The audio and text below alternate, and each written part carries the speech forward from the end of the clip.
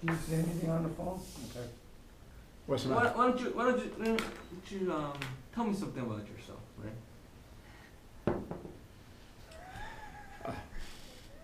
Very comfortably.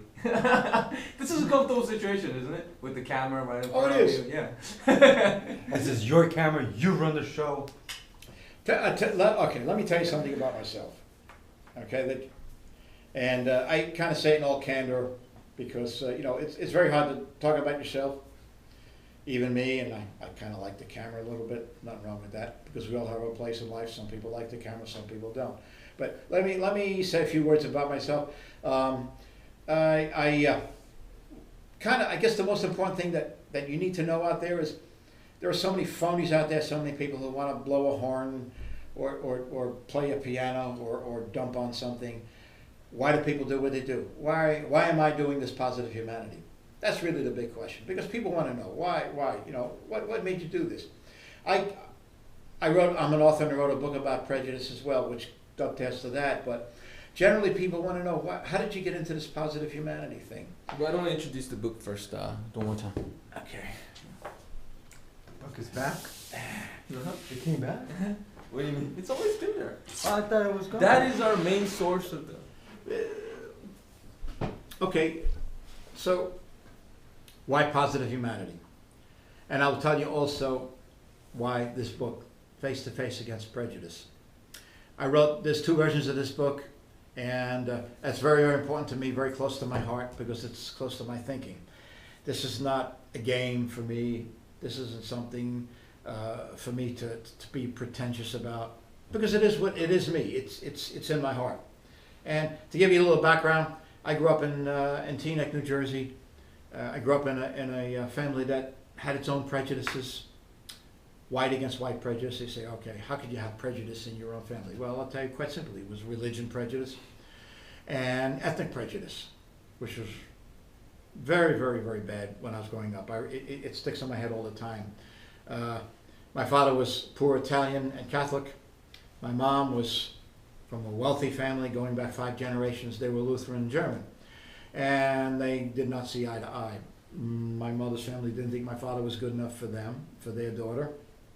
Naturally, you know, I mean, so I lived with this arguing in the household from when I was at my earliest age, where they would fight with each other and argue about religion, argue about ethnic, argue about money.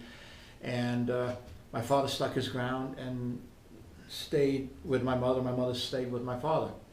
Second to that, in the town of Teaneck, where I was going to grade school, back in the middle 1950s, it was one of the first, if not the first town in America to institute busing, to integrate the different schools. So all of this was in my forefront. We had a town of Teaneck, had about a 1/3 African-American black population, 1/3 Jewish, and the rest were Irish, Italian, German, and a mixture of others.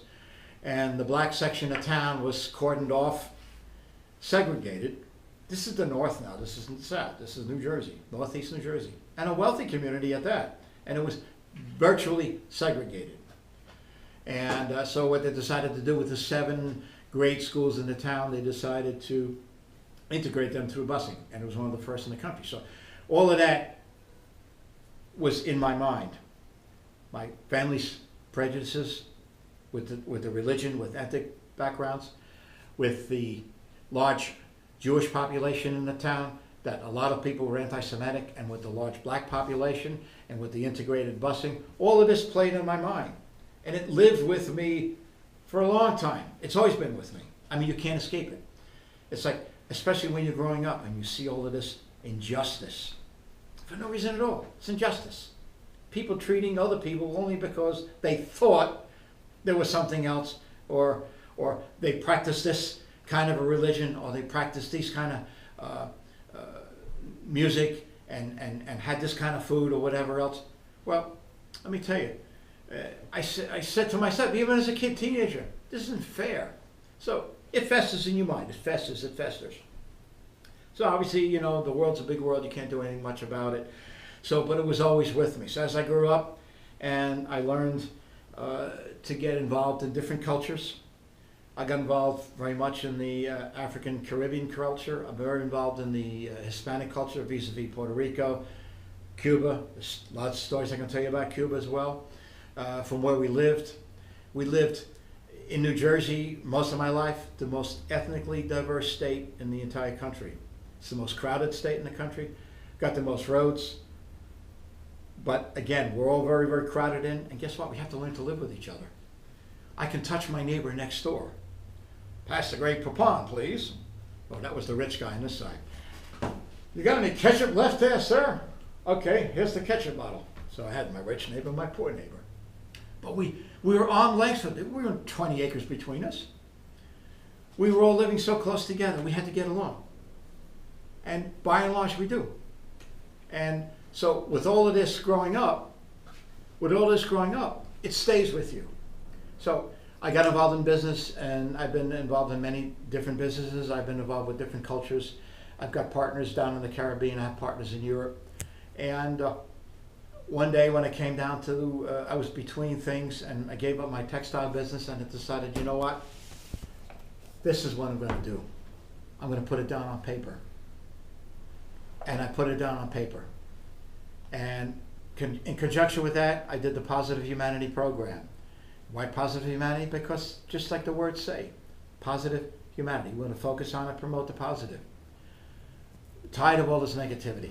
Negativity we can't escape. I mean, it's with us. I mean, look around the news every day, it's negative. Everything's negative. So, how do we counteract that a little bit? Try to be a little more positive. It's pie in the sky, Ray. You're not going to change people. Not my point to change people necessarily. What you do is you make people a little bit more aware. Awareness, key thing. Educate people. Let them know that what is in this cup. Okay, see this cup? What's in this cup? How do you know what's in this cup? Did you see what's in this cup? You don't know what's in this cup. So how can you prejudge what's in this cup? I could have alcohol in here, I could have water in here, I could have coffee in here. That's right. So what do you got in there, Ray? It's coffee. It's coffee. But seriously, so what you're doing is, with prejudice, you're prejudging this cup without knowing fully all about that cup. Might be, it's a silly example, right? All right, we make observations about people, but that's fine.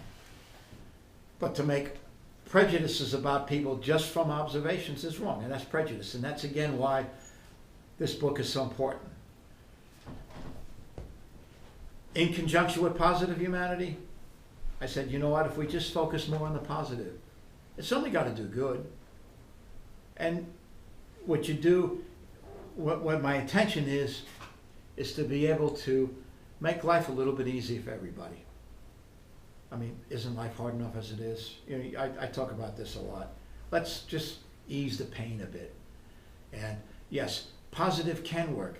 I mean, how do people who have these terminal diseases, and people go in and pray with them, and they are totally positive, total positive control in their mind. It works. Proven all the time, right? And that works.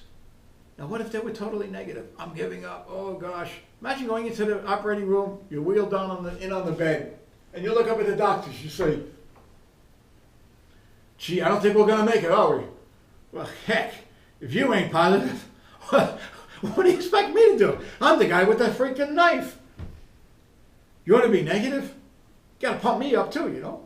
So, comedic illustration, but it's, if you think about it, being positive does work. Now, okay, Ray, I can give you dozens and dozens of examples where, you know, it's kind of pie in the sky in this house. Fine, hey, listen. Wouldn't you rather try to be positive? Wouldn't you rather think it could work better? Because guess what? If it don't work, it don't work. At least you gave it a shot. You tried. I mean, pity the poor person that coulda, woulda, shoulda. It didn't. My gosh, what a waste. I pass him on the side of the road. And I say, how sad. Because he did it to himself. Me? I decided, you know what? My second 50 years, I'm going to focus on the positive. Because I had all of this ingrained in me from when I was a kid. All of this prejudice and see. And I would travel around into different cultures, and I would see how they're treated. I would see how people, number one, are enjoying Oh, they were out there as outsiders trying to enjoy their music, trying to enjoy their food, but they really secretly didn't like them at all. Why people like me? Because I always go places, I have an unprejudiced attitude wherever I go. I never prejudge people. So I have an unprejudiced attitude. I go in with my total positive attitude. And guess what? That's beautiful. Because guess what? Then you become accepted.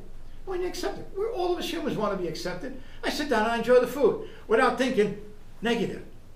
No, I don't like the food all the time, but at least I gave it a try. And my world experiences have proven to me that we're more alike than we're different. If you just give people a chance. And this is where the education part of what I talk about in Positive Humanity comes in. Awareness, being aware. Education, you need to be educated. People need to be educated more about the things that they don't know. They don't seem to know what's in this cup. Now, how are you going to know what's in this cup? You have to educate yourself to what's in this cup. How am I going to do that, Ray? You're going to come over and you're going to look in the damn. You're going to look in the cup. It's coffee in there. You smell it, you might taste it. Then you know. Then you can say, I like coffee, I don't like coffee. But how are you going to say, I don't like this cup? Gee, sorry cup, I feel sorry for you there. People not looking at you for what you really are.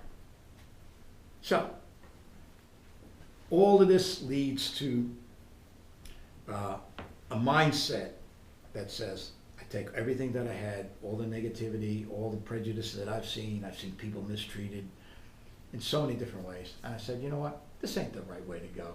The right way to go is a positive way, you know? And it just makes me feel better to know that other people can say, you know what, Ray? You really do care. You really do care. You know, I can see that you don't. I can see why people like you because I like them. No one at all ever told me that they could see that I had a prejudice bone in my body. I just give people a chance. Doesn't mean I like it. Heck, there's a lot of people I don't like. Now, most of them are buried in bed, but that's another story. I am from New Jersey. Okay, let's wrap it up.